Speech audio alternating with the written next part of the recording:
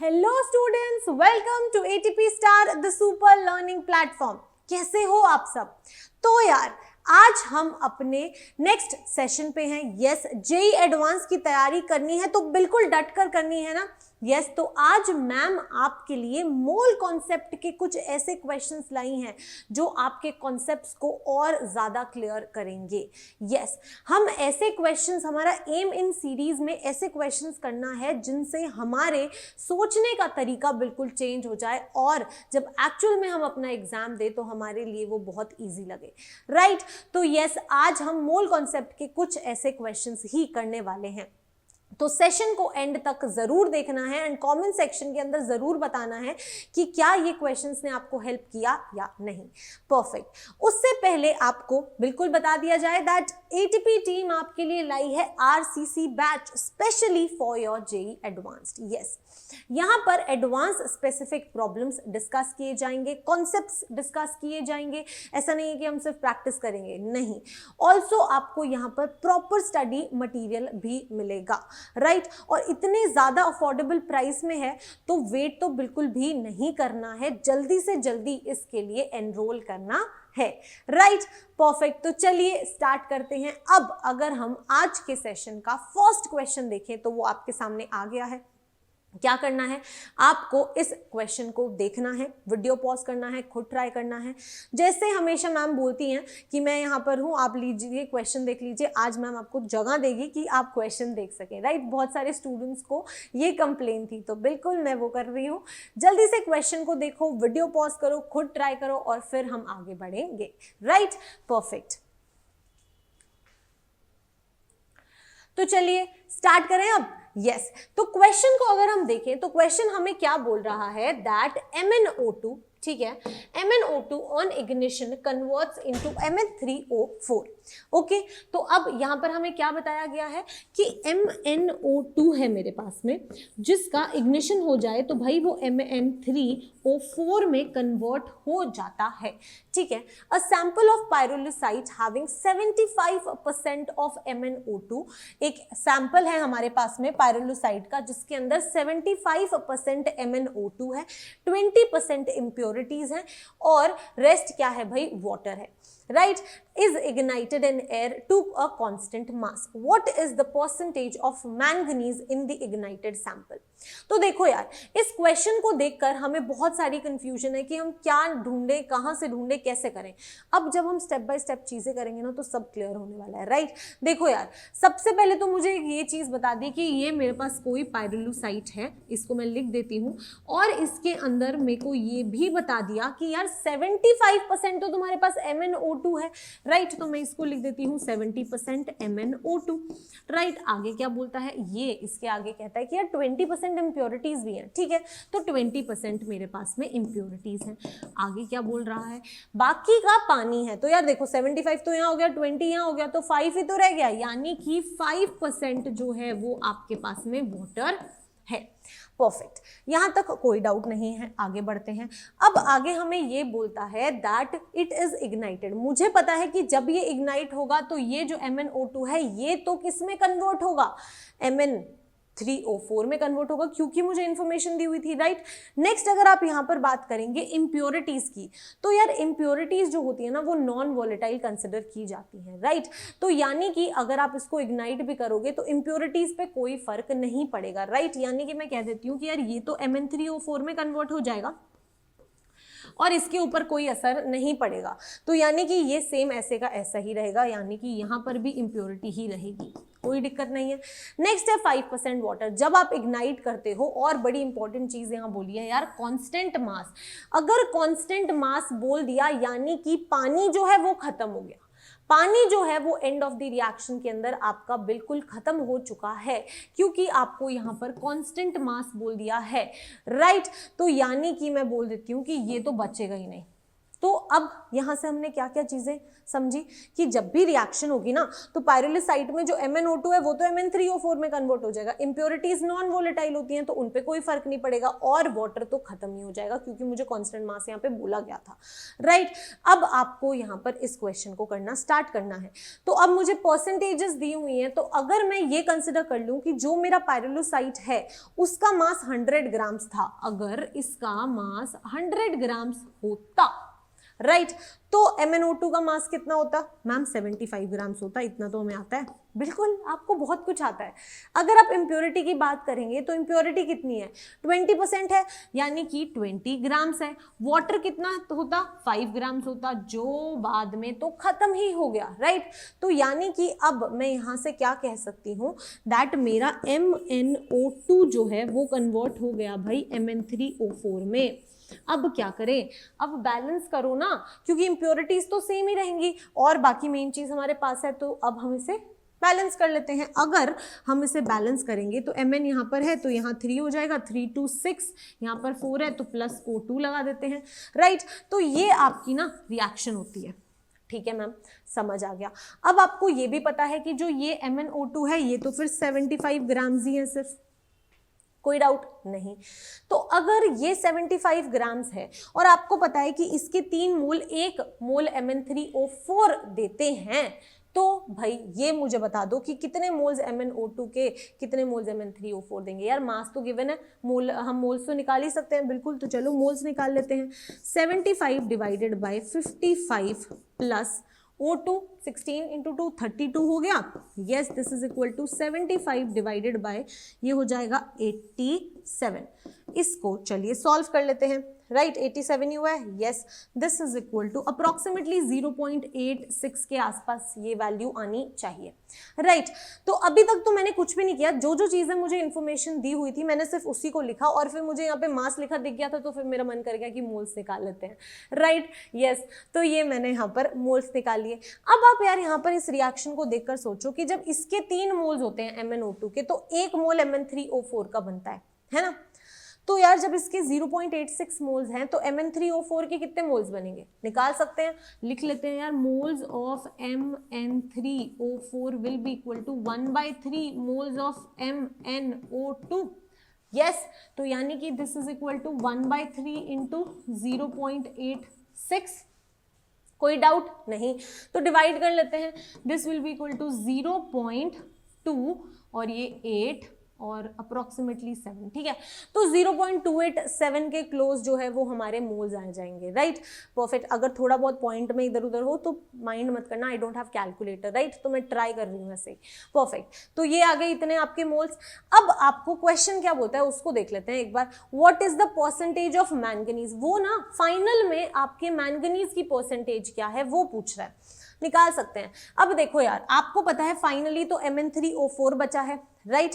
ये तो गैस है, अगर आप यहां पर देखोगे O2 तो गैस है, गैस तो उड़ जाएगी, राइट। यानी कि इस Mn3O4 के अगर आपको मोल्स पता चल चुके हैं तो क्या आप फाइनल में मैंगनीज के कितने मोल्स हैं वो निकाल सकते हो? हाँ, अगर इसका 1 मोल होता है तो 3 मैंगनीज के मोल्स होते हैं। अगर इसके 0.287 मोल्स हैं तो मैंगनीज के कितने मोल्स होंगे? इंटू 3 कर देते हैं, यस। तो मोल्स ऑफ मैंगनीज रिएक्शन के बाद कितने हो जाएंगे? 0.287 इंटू 3। ये तो फिर से हम 0.86 वाली बात पे ही आ गए, है ना, यस। अगर मोल्स आ गए हैं तो क्या मैं मैंगनीज का मास निकाल सकती हूँ? बहुत ईजी है, यस, तो निकाल लो। मास ऑफ मैंगनीज कितना हो जाएगा? Number of moles 0.86 into 55, right, perfect. Multiply कर देते हैं, चलिए मल्टीप्लाई करते हैं। देखो कैलकुलेशन करनी पड़ेगी मुझे। 5 6 30, तो ये आ जाएगा 03 40 43 आ जाएगा, यहाँ कट हो गया तो 034, ठीक है। तो ये 0374 तो बेसिकली जो वैल्यू आ रही है वो आपकी आ रही है 47.3 ग्राम्स। देखो मैम ऐसे ही कैलकुलेशंस करती हैं, ठीक है, परफेक्ट। तो 47.3 ग्राम्स जो है वो क्या आ गई? आपके मास आ गया मैंगनीज का, राइट। क्वेश्चन आपसे मास ऑफ मैंगनीज नहीं पूछता, वो आपसे परसेंटेज ऑफ मैंगनीज पूछ रहा है। यानी कि मेरे को ये भी फाइंड आउट करना है कि टोटल कितना मास था। टोटल मास कैसे फाइंड आउट करूंगी? यार एक देखो, मैं Mn3O4 तो प्रेजेंट है ही है, हाँ मैम प्रेजेंट है, ये तो गैस है, ये तो चली जाएगी। यानी कि मुझे मास ऑफ Mn3O4 भी चाहिए, बिल्कुल चाहिए। तो यहाँ पर मैं लिखूंगी कि mass of Mn3O4 will be equal to what. कैसे कैलकुलेट करेंगे? मोल्स हमारे पास है 0.287 इनटू किससे, इसके मोलर मास से मल्टीप्लाई कर देते हैं। मोलर मास क्या हो जाएगा यार, 55 इंटू 3 प्लस 64 हो जाएगा। यस, यानी कि इसको अगर हम देखें तो इसको मैं राउंड ऑफ करके 0.3 लिख देती हूँ, इनटू अगर हम इसको सॉल्व करते हैं 5 3 15 5 1 5 3 15 16 इंटू प्लस 64 हो जाएगा, और ये आ जाएगा 0.3 इंटू 229 के आसपास। ये हाँ ये वैल्यू आ गई, परफेक्ट। इसको मल्टीप्लाई कर लेते हैं, ये हो जाएगा 9 3 27 2 3 2 6 7 8 3 2 6, राइट। तो अब अगर हम यहाँ पर देखें तो कितने के बाद में, एक के बाद डेसिमल पॉइंट आ रहा है, तो 68.7 ग्राम्स जो है वो क्या आ गया आपका अप्रॉक्स आंसर Mn3O4 आ गया, राइट, परफेक्ट। तो अब मेरे पास में Mn3O4 का मास भी है, मैंगनीज का भी मास है, चलिए निकाल लेते हैं, परफेक्ट। तो अब यहाँ पर हम परसेंटेज ऑफ मैंगनीज निकाल सकते हैं। क्या हो जाएगा, mass of manganese upon total mass, right, तो टोटल मास इंटू 100। अब जल्दी से मुझे बताओ, मैंगनीज का मास तो मैं निकाल चुकी हूँ 47.3, तो ये तो 47.3 आ जाएगा। इसको मैं डिवाइड करूंगी टोटल मास से, है ना। टोटल मास क्या 68.7 ही होगा। याद है जब इनिशियली हमने बात की थी तो हमने ये बोला था कि यार जो इम्प्योरिटीज होती हैं वो तो बिल्कुल उन पे कोई इफेक्ट नहीं पड़ता, यानी कि जो रिएक्शन से पहले थी वो बाद में भी तो प्रेजेंट होंगी ना।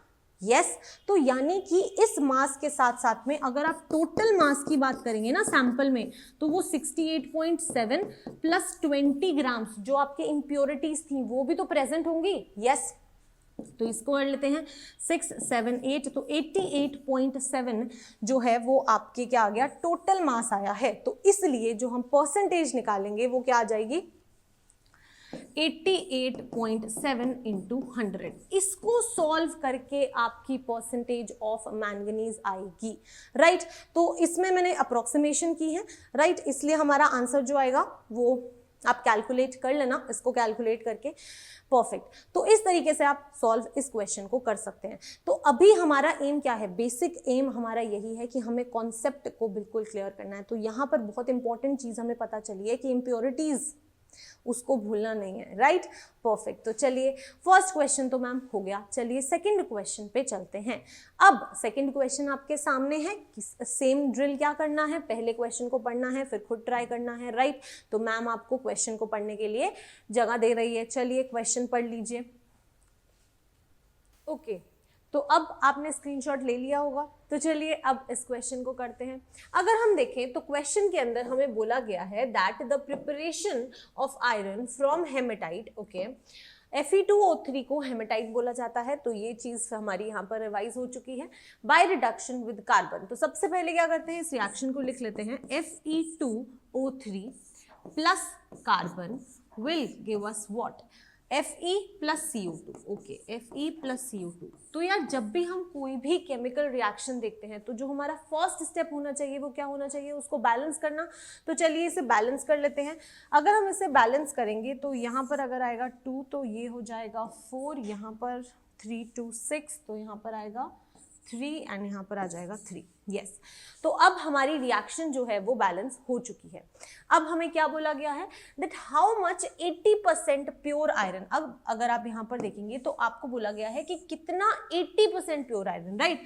तो जो जो इंफॉर्मेशन दी है वो मैं लिख लेती हूँ कि जो ये आयरन है वो मुझे बोला गया है दैट 80% प्योर आयरन कितना फॉर्म होगा अगर 120 kgs, यानी कि Fe2O3 का मुझे 120 kgs गिवन है और ये भी 90% प्योर है, राइट। तो यहाँ पर मैं लिख देती हूँ कि यार ये जो होगा ना वो 90% प्योर होगा। तो इससे मुझे क्या समझ आया कि जो ये 120 kgs है ये पूरा का पूरा रिएक्ट नहीं करेगा, इसके अंदर कुछ इम्प्योरिटीज हैं, राइट। तो वो हमें फाइंड आउट करना है कि एक्चुअल में Fe2O3 कितना प्योर है। तो वो कैसे फाइंड आउट करेंगे, हमें पता है 120 टोटल है और इसका 90% ही प्योर है। तो यानी कि 90/100 ऑफ 120, यहाँ तक तो कोई डाउट नहीं होना चाहिए। चलिए इसे फाइंड आउट कर लेते हैं, ये कैंसिल होगा, ये हो जाएगा 9 2 18 1 ये ठीक है। तो 108 kgs जो है वो Fe2O3 है जो एक्चुअल में रिएक्ट करेगा, राइट। अब अगर मैं अपनी इस रिएक्शन को देखूं तो यहाँ से मैं क्या कह सकती हूँ कि यार जब 2 मोल्स Fe2O3 के रिएक्ट करते हैं तो 4 मोल्स Fe के फॉर्म होते हैं, राइट। अगर हम एक Fe2O3 के मोलर मास की बात करें, अगर हम Fe2O3 के मोलर मास की बात करें तो मोलर मास ऑफ Fe2O3 कितना होता है। अब अगर हम इसे कैलकुलेट करें तो 56 ग्राम्स पर मोल आयरन का मोलर मास होता है, ऑक्सीजन है 16 ग्राम पर मोल। तो चलिए इसको कैलकुलेट कर लेंगे तो आ जाएगा 160 ग्राम्स पर मोल। तो अगर 160 ग्राम्स पर मोल मोलर मास है, राइट, और 2 मोल्स Fe2O3 के रिएक्ट करते हैं तो यानी कि 160 × 2, राइट। तो चलिए अब अगर हम यहाँ पर देखें तो इसी रिएक्शन को फिर से लिख लेते हैं। ये हो जाएगा Fe2O3 प्लस कार्बन, यहाँ आ जाएगा 3, ये 2 हो गया, will give me 4 carbon plus 3 CO2, right. मुझे बोला गया है यहाँ पर कि ये 160 है तो 160 × 2 कितना हो जाएगा, 2 × 160, ये हो जाएगा 6 2 1 और ये 320, राइट। तो यानी कि जब 320 ग्राम्स ऑफ Fe2O3 रिएक्ट करता है तो यार ओके मैंने यहाँ कार्बन लिख दिया है, यहाँ पर Fe आएगा, राइट। तो यार जब 320 ग्राम्स Fe2O3 रिएक्ट करता है तो 4 Fe यानी कि 4 × 56 which is equal to 6 × 4 is 24, तो 4 और 2 और ये हो जाएगा 224 ग्राम्स, राइट। तो मुझे ये नॉर्मल पता है, लेकिन अभी हमें प्योरिटी तो नहीं पता। पहले हम यूज करते हैं क्या, यहाँ पर हम यूज करेंगे यूनिटरी मेथड। तो जब 320 ग्राम्स रिएक्ट करता है तो 224 ग्राम्स फॉर्म होता है। तो अगर 1 ग्राम रिएक्ट करेगा तो 224/320 ग्राम्स जो है वो हमारा Fe फॉर्म होगा। और हमने अभी फाइंड आउट किया था कि 108 kgs एक्चुअल में रिएक्ट करेगा। तो बहुत इजी है ना, यूनिटरी मेथड करके ही तो यूज किया है। तो 108 kgs अगर रिएक्ट करेगा तो 224/320 × 108, राइट। इतना kg ऑफ आयरन जो है वो मेरा फॉर्म हो जाएगा। परफेक्ट, यहाँ तक कोई भी डाउट नहीं होना चाहिए। अब क्या करना है, नॉर्मल इसे कैलकुलेट करना है। अगर हम इसे कैलकुलेट करेंगे तो ये 0.7 आता है। 0.7 को इससे मल्टीप्लाई करते हैं तो ये हो जाएगा 86, यहाँ पर आ जाएगा, ये हो जाएगा ओके 56, तो यहाँ पर आ जाएगा 5 और ये हो जाएगा 7, राइट। तो 75.6 kgs ऑफ आयरन जो है वो मेरा फॉर्म हुआ है। अब आपको यहाँ पर जो सबसे इंपॉर्टेंट चीज है, देखो जैसे ही आंसर आएगा ना वील थिंक कि यही हमारा आंसर है, बट ये हमारा आंसर नहीं है। क्योंकि अगर हम देखें तो हमें क्वेश्चन के अंदर बताया गया था कि जो एक्चुअल में आयरन है वो सिर्फ 80% प्योर है, यानी कि ये तो रिएक्ट करेगा लेकिन इसके साथ कुछ इम्प्योरिटीज भी तो होंगी, हमें वो टोटल मास बताना है। तो अब हम यहाँ से कह सकते हैं कि यार मुझे ये पता है कि जो ये आयरन है वो 80% प्योर है ना। लेट अस से कि ये कुछ x kgs रिएक्ट किया होगा।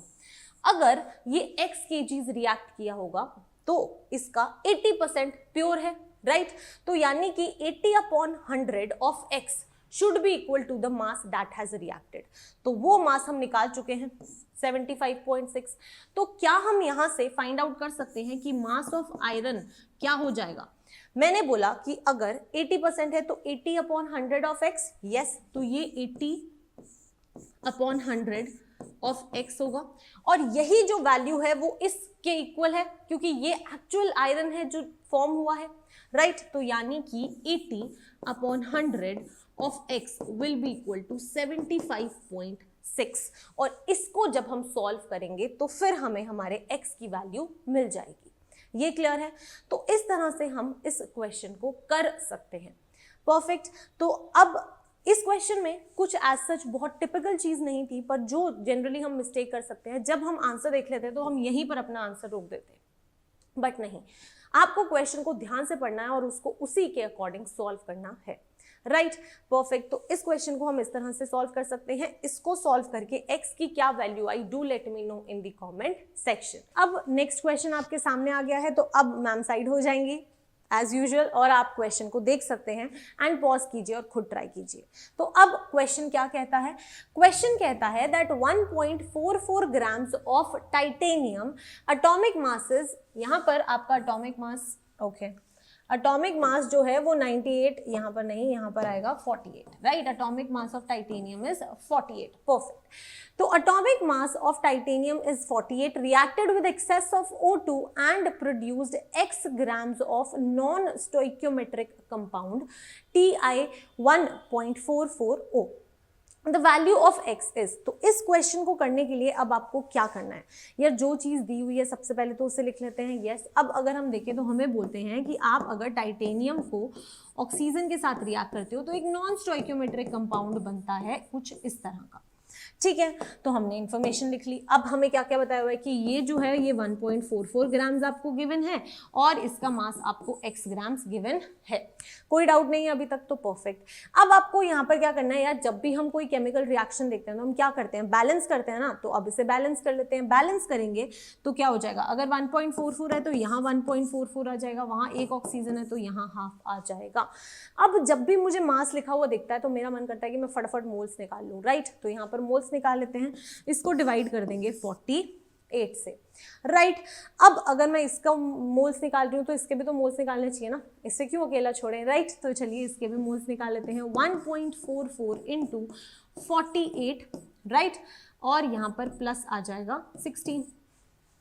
चलिए ये भी बात क्लियर हो गई। अब अगर हम स्टोइक्योमेट्री देखें तो हम क्या देख रहे हैं कि जब इसका एक मोल होता है, जब भी Ti 1.44O यानी कि इसका जब एक मोल होता है तो इसके 1.44 मोल्स रिएक्ट करते हैं, राइट।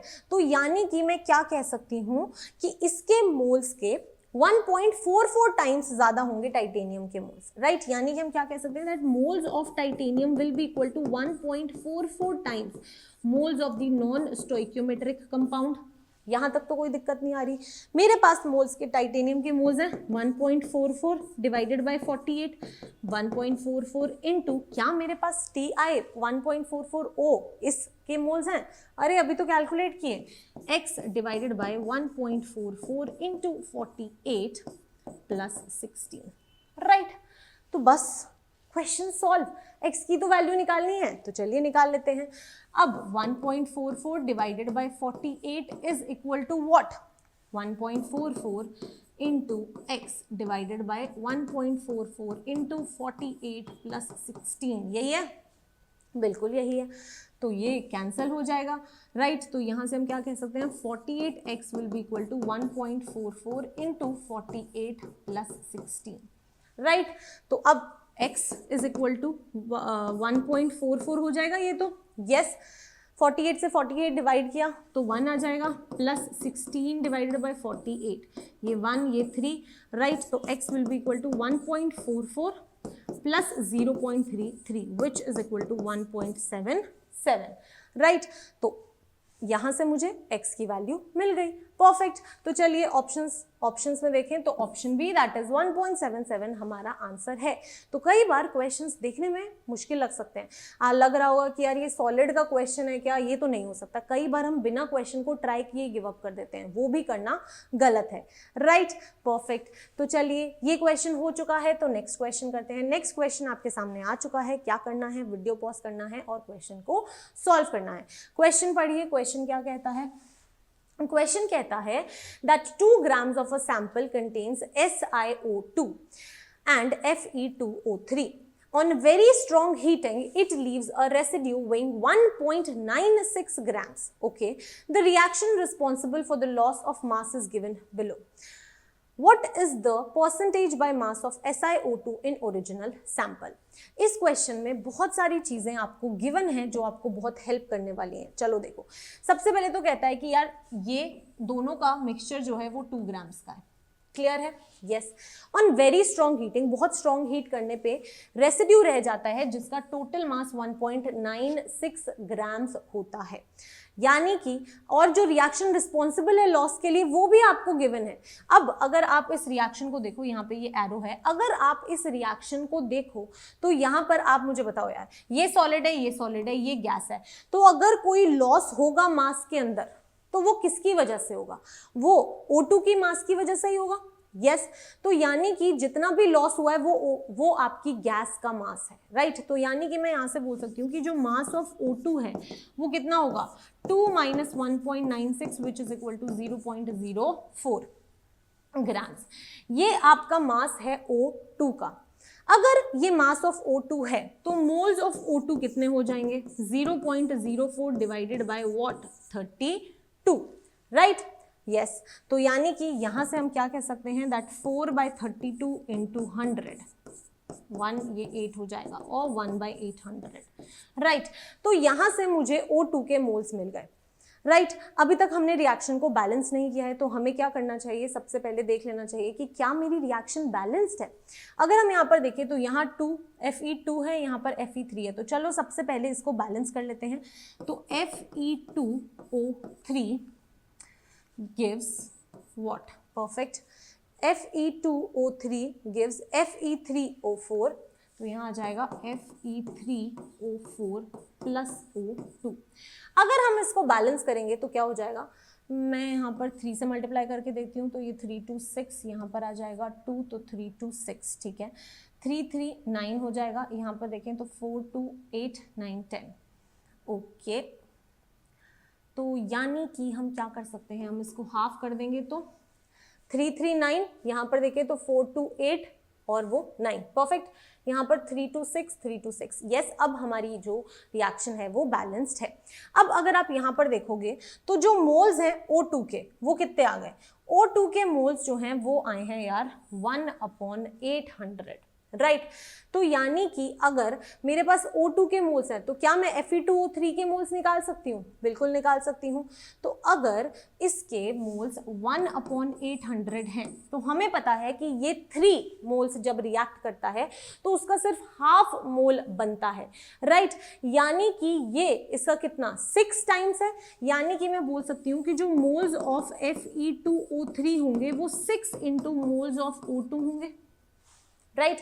तो this will be equal to 6 into 1/800 which is equal to what, ये 3 हो जाएगा, ये 4 हो जाएगा, यानी कि 3/400 मोल्स होंगे आपके Fe2O3 के। आपको क्या फाइंड आउट करना है, आपको मास फाइंड आउट करना है Fe2O3 का, क्योंकि टोटल सैंपल दिया हुआ है। मोल्स आ गए तो मैं मास फाइंड आउट कर सकती हूँ, अरे बिल्कुल कर सकते हैं। तो चलिए सबसे पहले तो उसके लिए Fe2O3 का मास फाइंड आउट करना पड़ेगा, कैसे करेंगे चलिए देखते हैं। Fe2O3 यानी कि 56 और 3 है तो यानी कि 48, तो ये आ जाएगा 0, ये आ जाएगा 2 10 प्लस 4 इज 14 15 16 160 आ गया, यस। तो यानी कि ये हो जाएगा इंटू 160, राइट। तो यहाँ से हम मास निकाल सकते हैं, चलिए ये कैंसिल हुआ, राइट, परफेक्ट। तो ये हो जाएगा 10 और ये हो जाएगा 4, तो 4 3 is 12 divided by 10 which is equal to 1.2 grams जो है वो आपका Fe2O3 है, राइट। अगर मैं सैंपल देखूं तो मेरा पूरा सैंपल तो 2 ग्राम था, राइट, जिसमें से Fe2O3 का मास मैं निकाल चुकी हूँ 1.2 ग्राम्स। तो अगर ये 1.2 ग्राम्स है तो जल्दी से मुझे बता दो कि मास ऑफ SiO2 कितना हो जाएगा। This will be equal to 2 - 1.2 which is equal to 0.8 grams, right. Question हमें क्या कहता है that what is the percentage mass of SiO2।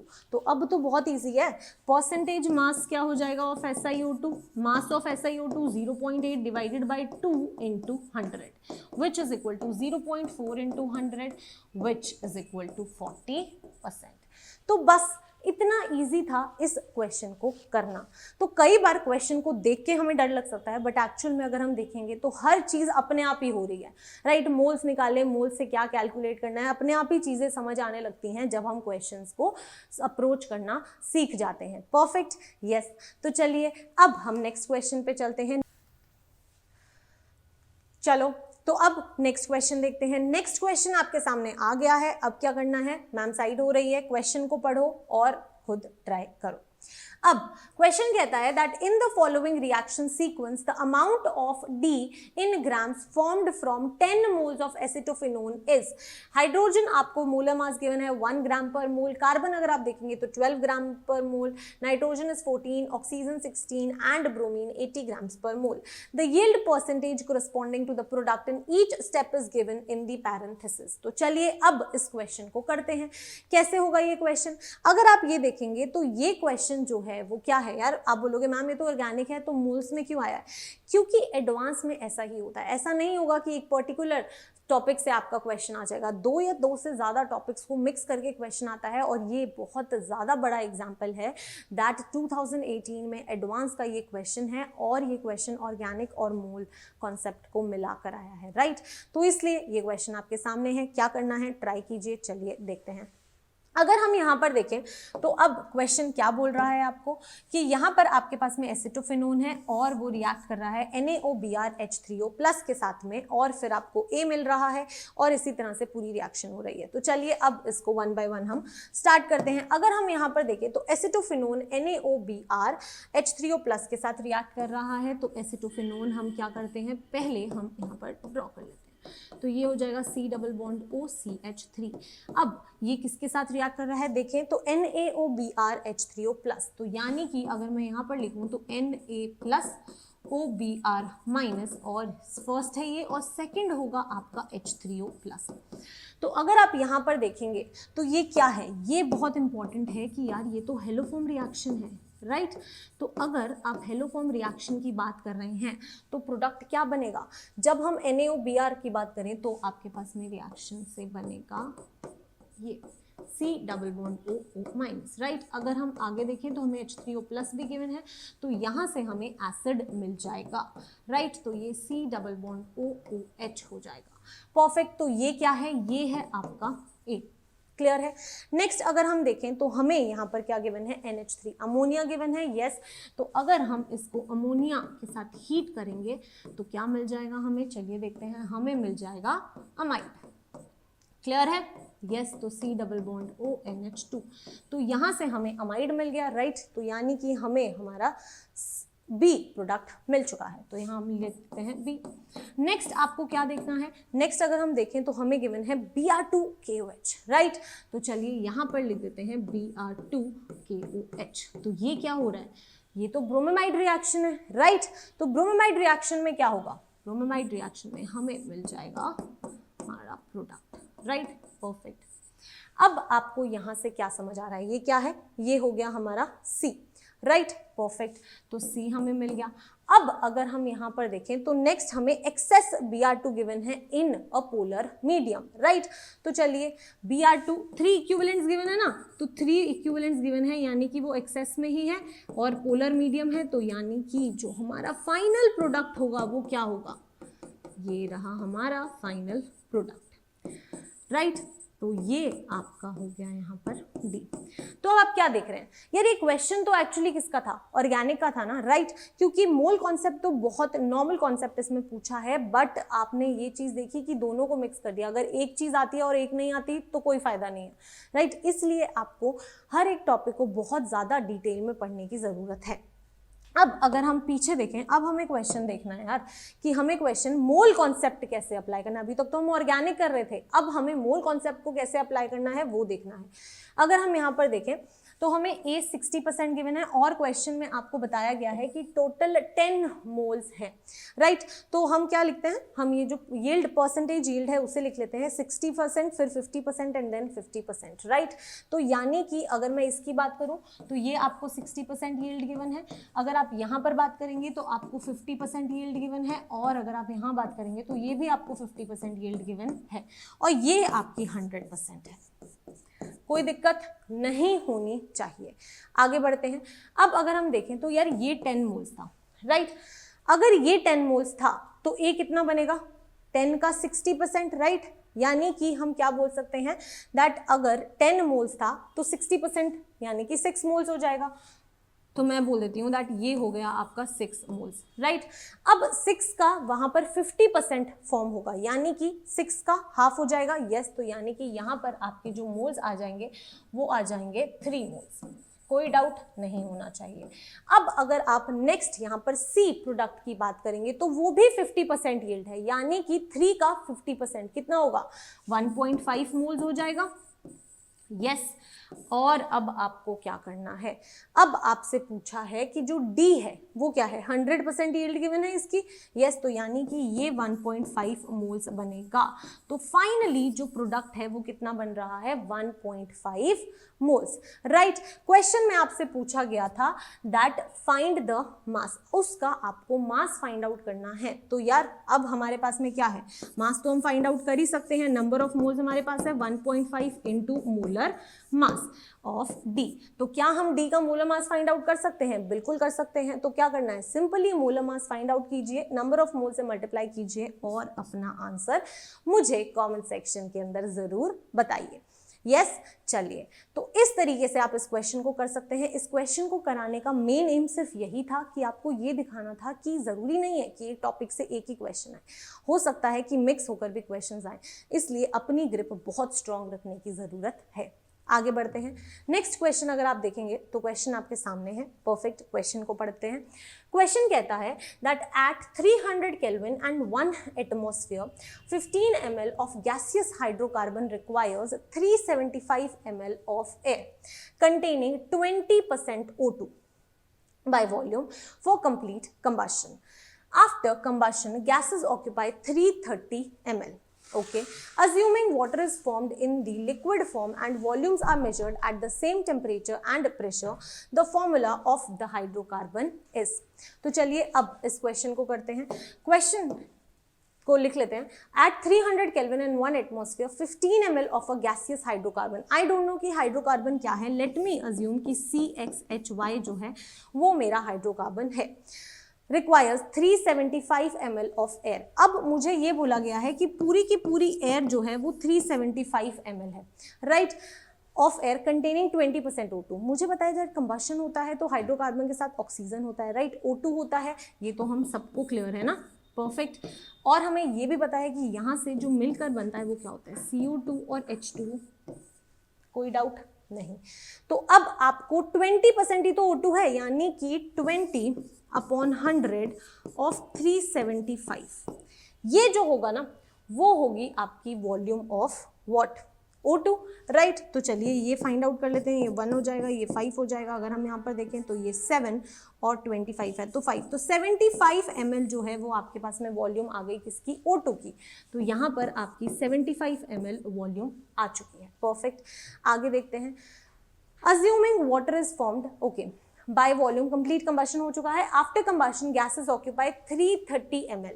अब आपको बताया गया है कि गैसेस, जो सारी गैसेस है वो 330 ml ऑक्यूपाई करती हैं।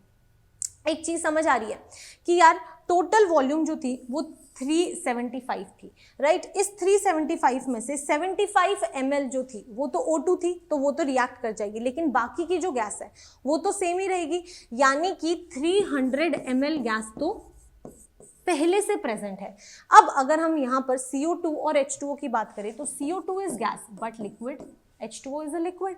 यस, यानी कि टोटल वॉल्यूम अगर 330 ml है, जिसमें से 300 ml तो एयर है, उस एयर में से 30 ml क्या होगा, CO2 होगा, जो यहां से फॉर्म हुआ होगा, राइट। यानी कि मुझे यहां पर ये पता चल गया कि ये मेरी वॉल्यूम आ गई है CO2 की। क्लियर है। अगर आप यहाँ पर देखेंगे तो 15 ml आपको ये गैसियस मिक्सचर की वॉल्यूम भी गिवन थी। सारे के सारी टेम्परेचर कंडीशन, प्रेशर कंडीशंस आपको इक्वल दी हुई हैं। जब टेम्परेचर और प्रेशर सेम होते हैं, कांस्टेंट होते हैं, तो क्या बोलते हैं हम, volume is directly proportional to the number of moles. Yes, ये बात क्लियर है that at same temperature and pressure volume is directly proportional to the number of moles. बिल्कुल, यस। तो यहां से हम मोल्स फाइंड आउट कर सकते हैं। पहले क्या करते हैं, इसे बैलेंस कर लेते हैं। अगर हम इसे बैलेंस करेंगे तो CX है, तो यानी कि यहाँ पर X आएगा, राइट। यहाँ पर Y है तो यहाँ पर Y/2 आएगा। अगर हम ऑक्सीजन की बात करें तो कितना हो जाएगा, यहाँ पर है 2X प्लस Y/2, राइट। तो यहाँ पर हम X प्लस Y/4 लिख सकते हैं इसको, क्योंकि यहाँ पर 2 है, राइट। अब अगर आप यहाँ पर देखेंगे तो इस volume is directly proportional to number of moles, तो सिंप्लीफाई कर लेते हैं, ये हो जाएगा 1। क्लियर है, राइट। अब अगर हम यहां पर देखें तो ये क्या हो जाएगा, ये 5 होगा, राइट और ये कितना हो जाएगा, 2 हो जाएगा। तो ये हमने सिंप्लीफाई कर लिया। अब अगर आप यहां पर देखेंगे तो x की वैल्यू यहां से मेरे को क्या मिल रही है, 2 मिल रही है। यस मैम, x की वैल्यू 2 है। ऑल्सो मुझे पता है that x plus y by 4 is equal to 5, right. तो यानी कि x की वैल्यू मुझे पता है 2 plus y by 4 is equal to 5। तो y by 4 is equal to what, 3 and y is equal to 12। तो यहां से मुझे क्या पता चला, यहां से मुझे पता चला कि मेरे x की वैल्यू तो 2 आ रही है और y की वैल्यू मेरी 12 आ रही है, राइट। तो अब जो फाइनल हाइड्रोकार्बन बना वो तो CXHY था, यानी कि C2H12। ये कैसे पॉसिबल हो सकता है, नॉट पॉसिबल, राइट। अगर हम अपने ऑप्शंस भी देखें तो क्या कोई ऐसा ऑप्शन है, नहीं, लेकिन ऐसा हुआ है, राइट। ये आपके जेईई मेंस 2016 का ये क्वेश्चन है, राइट। तो यानी कि कई बार ऐसा भी हो सकता है कि आपका अप्रोच बिल्कुल सही है, लेकिन क्या हो रहा है, अप्रोच सही होने से भी कई बार आंसर ही गलत आ रहा होता है। मे बी आपका आंसर ऑप्शन में किसी मिस्टेक की वजह से, पेपर में मिस्टेक की वजह से ना सही हो रहा हो, राइट। तो ऐसे में आपको ध्यान रखना है दैट यस, आपको अपना टाइम नहीं वेस्ट करना है अपने पेपर में, राइट। तो ये क्वेश्चन इसीलिए यहाँ पर कराया गया था, क्योंकि अगर हम क्वेश्चन को बार बार सॉल्व करके अपना टाइम वेस्ट करते रहेंगे तो आगे जो चीज़ें करनी है वो नहीं हो पाएंगी, राइट। परफेक्ट। तो यानी कि जिनका भी आंसर C2H12 आया है वो बिल्कुल सही है, क्लियर है, परफेक्ट। तो अब नेक्स्ट क्वेश्चन करते हैं। नेक्स्ट क्वेश्चन क्या कहता है that a compound H2X with molar weight of 80 grams is dissolved in a solution in a solvent having density of 0.4 grams per milliliter. Assuming no change in volume upon dissolution, the molality of a 3.2 molar solution is. तो अब इस question को कैसे करेंगे, चलिए देखते हैं। अगर हम यहाँ पर देखें तो हमें सबसे पहले जो इंपॉर्टेंट इंफॉर्मेशन गिवन है वो है 3.2 मोलर सोल्यूशन। इसका क्या मतलब है दैट 3.2 मोल्स सल्यूट है जो आपका प्रेजेंट है 1000 ml सॉल्यूशन में, राइट, परफेक्ट। नेक्स्ट हमें इंफॉर्मेशन क्या गिवन है, हमें डेंसिटी ऑफ सॉल्यूशन गिवन है, हमें डेंसिटी ऑफ सॉल्यूशन नहीं, सॉल्यूशन नहीं गिवन, सॉल्वेंट गिवन है, राइट। तो यानी कि हमें डेंसिटी ऑफ सॉल्वेंट गिवन है which is equal to 0.4 grams per millilitre, clear है, परफेक्ट। तो अब अगर हम यहाँ पर देखें तो हम मोलालिटी कैसे फाइंड आउट कर सकते हैं।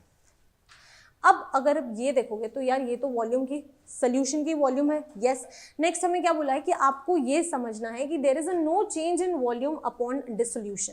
जब मिक्स हुआ तो कोई भी चेंज इन वॉल्यूम नहीं आया, यानी कि जब सोल्यूट को सॉल्वेंट में मिक्स किया तो वॉल्यूम में चेंज ही नहीं आया, यानी कि जो सोल्यूशन की वॉल्यूम है वही तो आपके सॉल्वेंट की वॉल्यूम होगी। यहाँ से हम क्या कह सकते हैं that volume of solution will be equal to volume of solvent, clear है, यस। तो अब यहां से हम बोल सकते हैं दैट ये भी तो 1000 ml हो गया।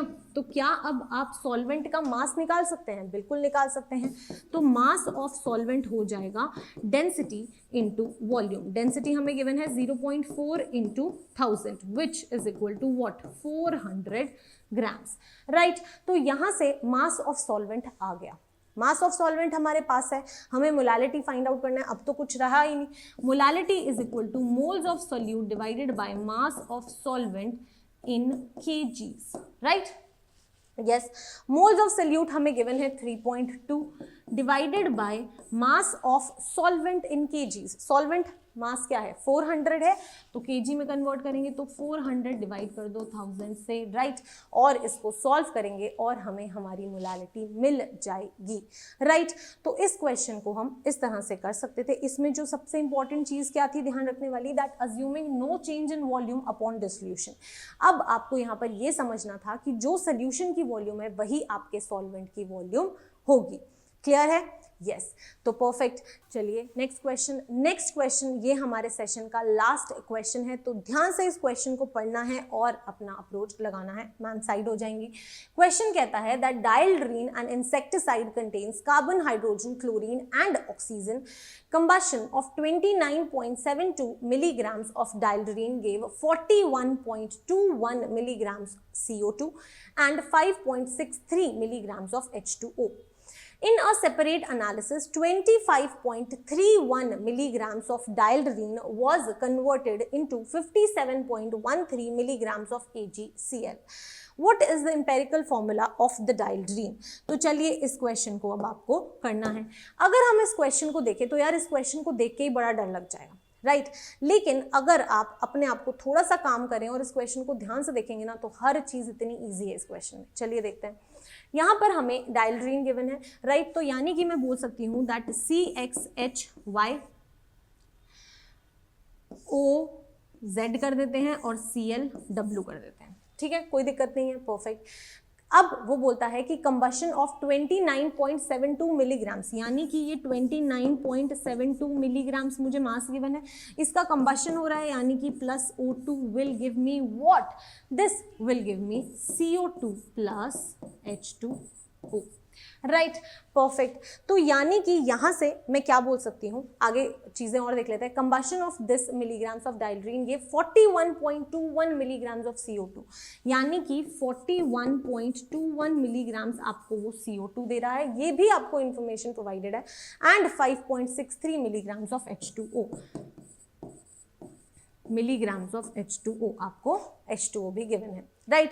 तो अगर मैं यहाँ पर इतनी इंफॉर्मेशन से कुछ फाइंड आउट करना चाहती हूँ तो क्या फाइंड आउट करूंगी? यार देखो, मैंने हमेशा बोला था जैसे ही मैं देखती हूँ मास मेरा मन करता है मोल्स निकालने का, राइट? तो यहाँ से हम सबसे पहले तो मोल्स कैलकुलेट कर लेंगे, राइट? तो इसके मोल्स तो नहीं कैलकुलेट कर सकते क्योंकि मास ही नहीं पता है, तो इसको तो ऐसे ही रहने दो। अगर हम इसके मोल्स की बात करें तो 41.21 डिवाइडेड बाय 44 मिलीग्राम्स है ना, राइट? तो हम बेसिकली यहाँ पर मिली मोल्स फाइंड आउट कर लेते हैं, ठीक है? ताकि थोड़ी सी कैलकुलेशन आसान हो जाए। मैं मिली मोल्स कैलकुलेट कर रही हूँ, मोल्स नहीं कर रहे। सिमिलरली आप H2O के भी फाइंड आउट कर लेंगे। कैसे? 5.63 डिवाइडेड बाय 18, राइट? अब आपको पता है कि जो 1 मोल CO2 होता है तो उसके अंदर कार्बन के कितने मोल्स होते हैं? एक ही होता है, यस। तो यानी कि जो भी मोल्स CO2 के होंगे वही तो मोल्स कार्बन के होंगे, यस। तो यहां से मैं बोल सकती हूँ कि यार मेरे को ना मोल्स ऑफ कार्बन मिल गए, कितने? जितने ये हैं, इजी, राइट? तो 41.21, तो 41.21 डिवाइडेड बाय व्हाट? 44, यस। तो ये आपके मोल्स ऑफ कार्बन आ गए। नेक्स्ट अगर मैं मोल्स ऑफ हाइड्रोजन की बात करूं तो वो कैसे फाइंड आउट कर सकते हैं? बहुत ईजी है, ध्यान से देखो। 5.63 डिवाइडेड बाय 18 ये आपके मोल्स ऑफ H2O है। 1 मोल ऑफ H2O के अंदर कितने मोल्स हाइड्रोजन होते हैं? 2 होते हैं, यस। तो यानी कि अगर 5.63 अपॉन 18 मोल्स हैं तो इंटू 2 कर दूंगी तो मोल्स ऑफ हाइड्रोजन आ जाएंगे, यस। तो यानी कि 5.63 डिवाइडेड बाय 18 इंटू 2 जो होंगे वो मेरे मोल्स ऑफ हाइड्रोजन होंगे। क्लियर है?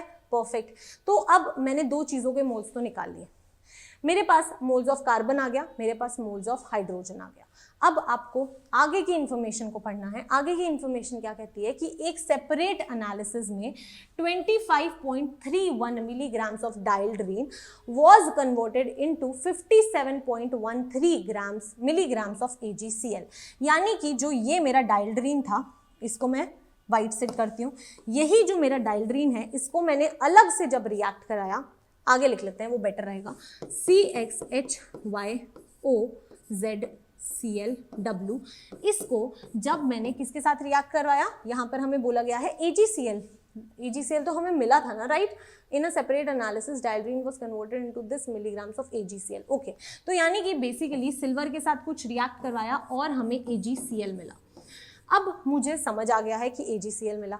मासेस मुझे गिवन है, कितने कितने गिवन है? 25.31, तो ये आपका 25.31 मिलीग्राम्स होगा। और अगर आप AgCl के मास की बात करें तो वो आपको 57.13 गिवन है कि यार ये ना 57.13 मिलीग्राम्स बना है। अब इसको देखते ही सबके मन में यही आएगा कि मैम मोल्स निकाल दो, जैसे आपका हमेशा मन करता है कि यार मास देखा और मोल्स निकाल देते हैं। लेकिन इसमें एक बड़ी इंपॉर्टेंट चीज ध्यान रखनी है। क्या?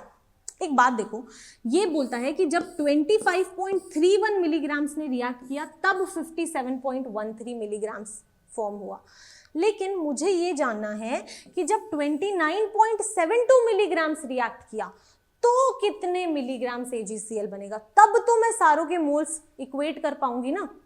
ये बड़ी इंपॉर्टेंट चीज है कि अगर 25.31 मिलीग्राम्स के साथ रिएक्ट करके 57.13 मिलीग्राम्स फॉर्म हुआ है, तो 1 मिलीग्राम के साथ रिएक्ट करके 57.13 डिवाइडेड बाय 25.31 फॉर्म हुआ होगा। यस, और 29.72 के साथ कितना होगा? अरे बहुत इजी है, 57.13 डिवाइडेड बाय 25.31 इंटू 29.72। ये मेरे क्या आ गए? मोल्स ऑफ AgCl आए हैं। वो मोल्स ऑफ AgCl आए हैं जो 29.72 मिलीग्राम्स के साथ रिएक्ट करेंगे तो आएंगे, राइट। ये सबसे इंपॉर्टेंट पार्ट था, इसको इंपॉर्टेंट मार्क कर लो, क्योंकि अगर हम बाकी सब चीजें कर भी लेंगे तो ये मिस्टेक होने की प्रोबेबिलिटी बहुत ज्यादा है।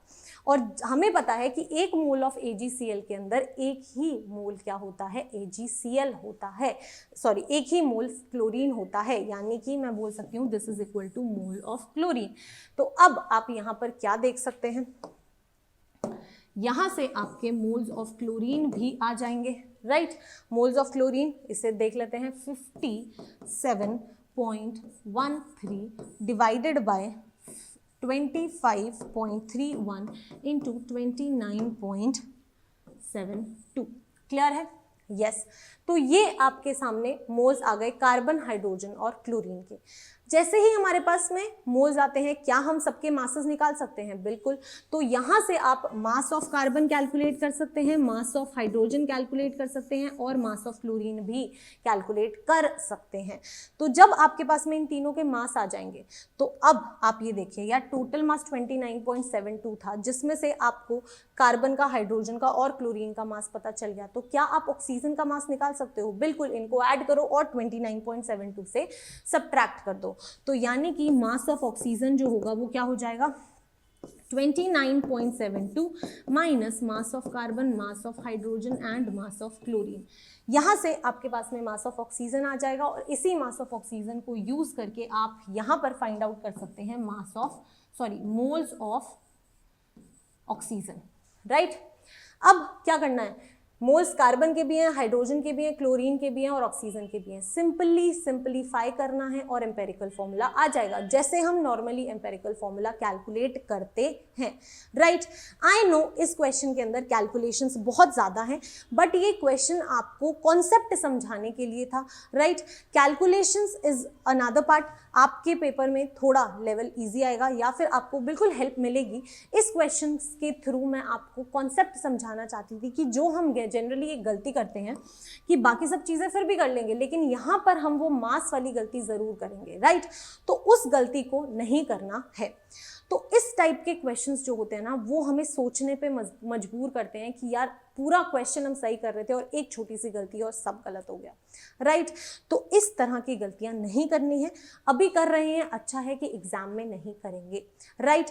तो आज के सेशन के लिए बस इतना ही। Do let me know in the comment section कि आज का सेशन आपको कैसा लगा, and also let me know कि और कौन से चैप्टर्स के आप अब सबसे पहले सीरीज चाहते हैं। Thank you so much and all the very best.